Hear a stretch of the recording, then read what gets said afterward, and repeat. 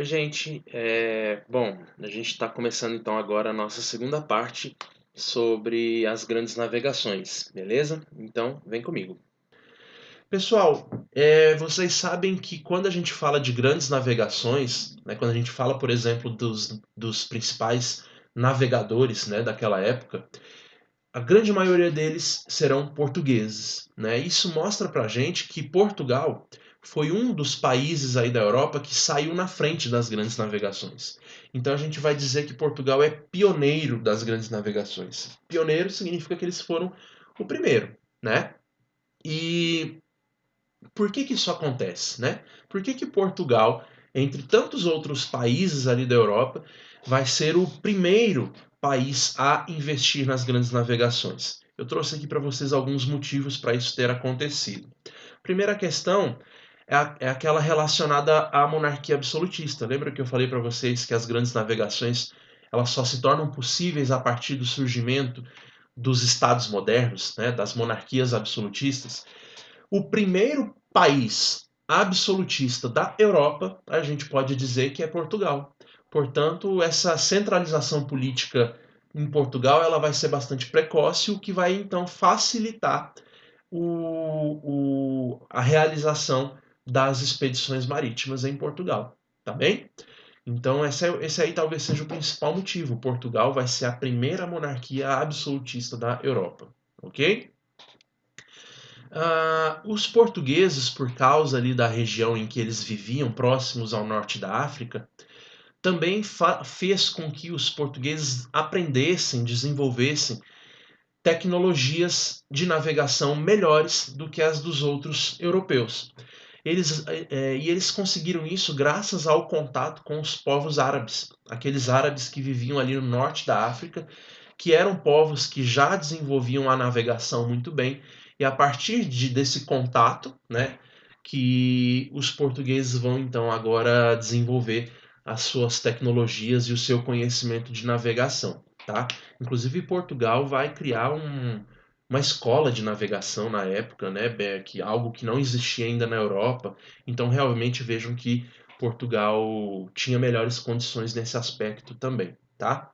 E por fim, pessoal, Portugal tinha uma localização geográfica privilegiada, né? Afinal de contas, Portugal se encontra voltado diretamente para o Oceano Atlântico, né? Então, essa posição geográfica aí que já dá saída direta para o mar, né? Para o oceano, também facilitou bastante a vida dos portugueses. Então, por esse conjunto de fatores aí é que nós explicamos o pioneirismo português, tá bem? E um último ponto que eu acabei esquecendo de mencionar é o apoio da Igreja Católica, né? Então, como eu falei para vocês, a Igreja tinha interesse nas grandes navegações e um dos principais aliados da Igreja Católica era Portugal. Então, por meio de Portugal, a Igreja vai patrocinar essas viagens e vai apoiar as viagens com o objetivo, como a gente já mencionou, de difundir o cristianismo, difundir o catolicismo para o resto do mundo. Ok? Então, são esses fatores aí que a gente pode colocar que explicam o pioneirismo português das grandes navegações. Beleza? Bom, para a gente terminar, pessoal, a gente só precisa falar agora sobre algumas dessas principais expedições que foram feitas durante as grandes navegações, tá? E quem foram os navegadores responsáveis por elas. Olha só, o primeiro que a gente precisa falar é o Bartolomeu Dias. Bartolomeu Dias é um cara muito importante, é um navegador português, né? Como a gente já falou, pioneirismo português. E o Bartolomeu Dias, pessoal, ele vai pela primeira vez tentar fazer aquele caminho marítimo que parecia ser o mais óbvio, que é qual? Aquele de contornar o continente africano para poder se chegar na Ásia, né? Para se chegar nas Índias. O problema, pessoal, é que naquele momento os europeus conheciam quase nada do continente africano. O que eles conheciam era basicamente até ali o norte da África. Para baixo disso, era quase que completamente desconhecido. Então a missão do Bartolomeu Dias era justamente fazer o reconhecimento do continente africano, né? E a viagem dele é muito importante porque pela primeira vez os europeus eles descobrem que a África tem fim, né? Porque os navios do Bartolomeu Dias, eles desceram a costa, parecia que não ia acabar nunca, mas eis que lá no ano de 1487 o Bartolomeu Dias chega no final da África, né? Lá no extremo sul da África. É, o lugar que ele vai, inclusive, batizar de Cabo das Tormentas, porque era uma região bastante difícil de navegar, com muitas tempestades, ventos fortes, né? Enfim, então a partir do momento que ele chega ali ao final da África, né? Ele constata, portanto, que era possível contornar o continente africano. Depois que ele chega ali no final da África, ele retorna para Portugal para poder relatar aquilo que ele havia encontrado, ok? Então esse aí é o primeiro passo, né, dado para se buscar as rotas marítimas para as Índias, tá bem? Bom, o Bartolomeu Dias ele não chega às Índias, como vocês podem perceber, mas após ele, outros navegadores vão tentar fazer esse contorno da África que era chamado de périplo africano, tá? Só que com as diversas tentativas, foi ficando muito claro com o passar do tempo que essa viagem era extremamente complicada de se fazer. Porque por várias razões, né? Primeiro, é uma viagem muito longa, difícil, perigosa, tá? E essa região aí da costa africana que tem que ser percorrida, ela é bastante difícil de se atravessar. Por várias razões, mas principalmente porque é uma área de calmarias, né? E calmaria, apesar do nome, não é algo bom para a navegação daquela época, porque os navios eles eram movidos pela força do vento, né? E a calmaria significa a ausência de vento, ou seja, se um navio daquela época era pego por uma calmaria, ele podia às vezes ficar dias, até semanas parado no meio do mar, né? E aí correndo o risco de acabar a comida, de acabar a água, né? Então, é, isso era muito comum nessa viagem pela costa africana, né? Então, vários navegadores, depois do Bartolomeu Dias, tentaram atravessar, né, fazer esse contorno da África, e muitos, inclusive, não conseguiram, tá? O próprio Bartolomeu Dias, numa outra viagem, acaba morrendo num naufrágio, né? Ele não consegue sobreviver em uma de suas viagens por esse caminho, tá? Quem vai ser aí o primeiro navegador a conseguir essa façanha? Ou seja, o primeiro navegador a finalmente fazer o contorno da África e chegar nas Índias. Pessoal, por incrível que pareça, o primeiro navegador a conseguir fazer isso será um cara chamado, olha só, Vasco da Gama, tá? O Vasco da Gama, ele não foi o vice, ele foi o primeiro a chegar nas Índias, tá, pessoal? E ele vai fazer isso percorrendo aquele mesmo caminho feito inicialmente pelo Bartolomeu Dias, tá?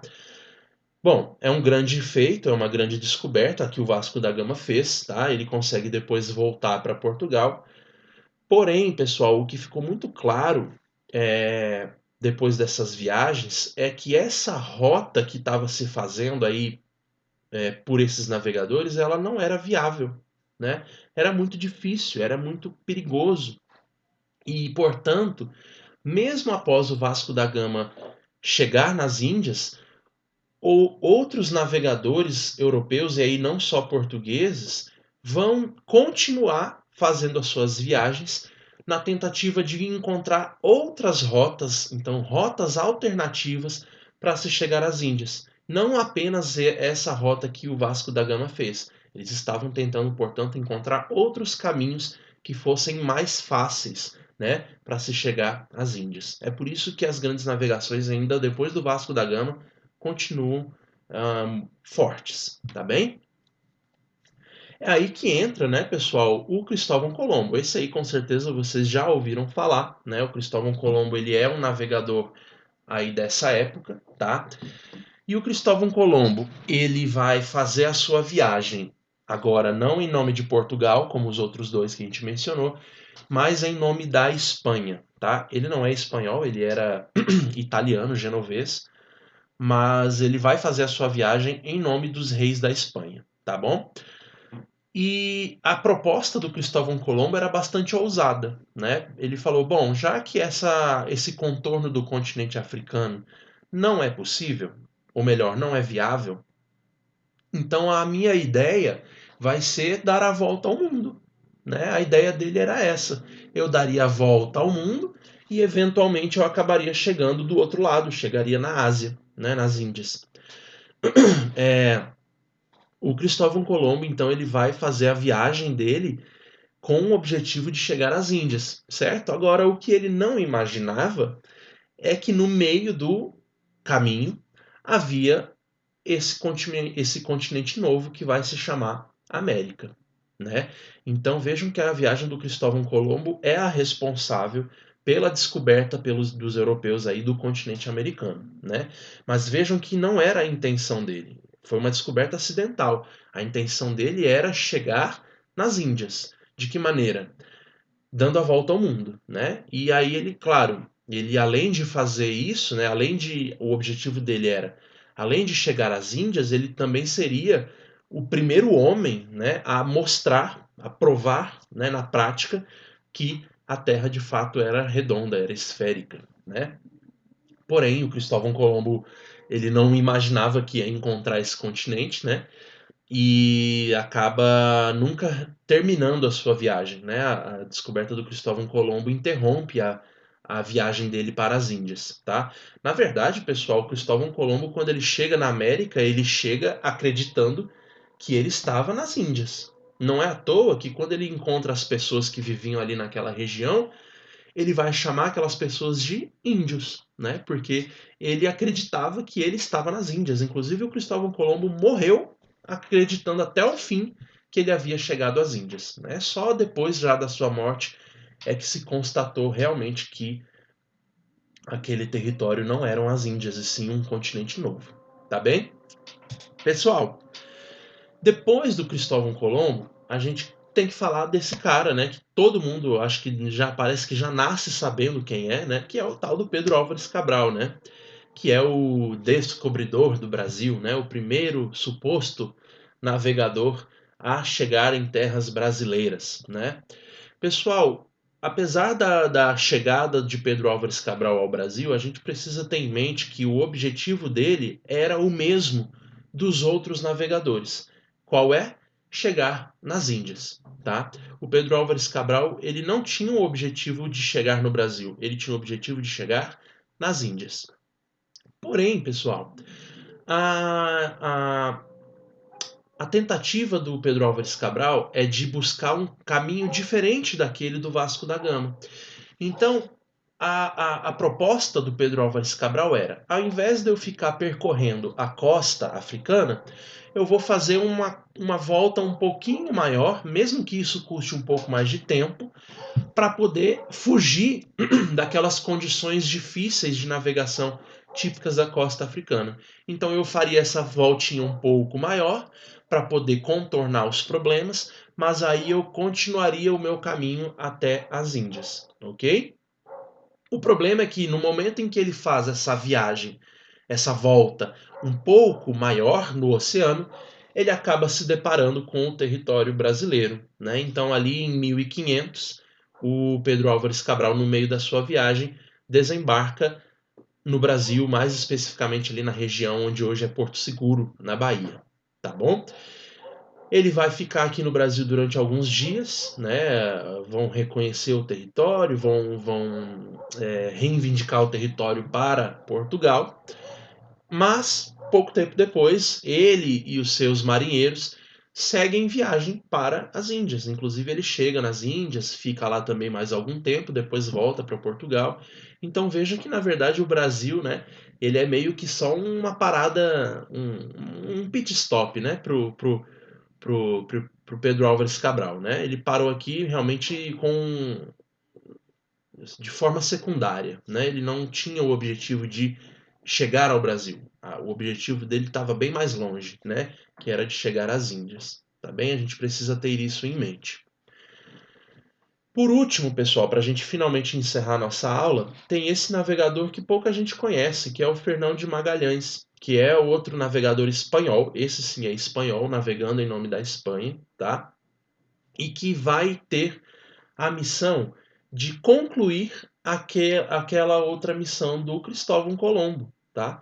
Ele, portanto, agora que já se conhece a América, ele vai ter a missão de fazer a circunnavegação pelo mundo, ou seja, ele vai dar a volta pelo mundo em seu navio. E para isso ele vai ter que desviar agora do continente americano. E é isso que ele faz, tá? Então ele sai ali da Espanha em 1519, tá?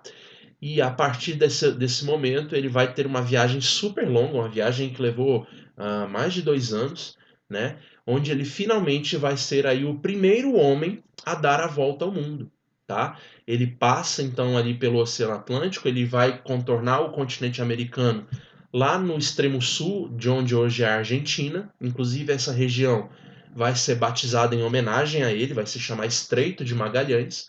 A partir desse momento, então, ele segue viagem para o Oceano Pacífico, chegando às Índias, chegando na Ásia. Depois disso, ele continua a sua viagem até chegar de novo na Europa. Tá? Então, Fernando de Magalhães é aquele que teria concluído a missão inicial do Cristóvão Colombo. Pessoal, eu sei que é bastante informação, eu sei que é muita coisa, tá? Mas eu tentei falar aqui o mais breve possível, tá? E essas são as informações que vocês mais precisam, beleza?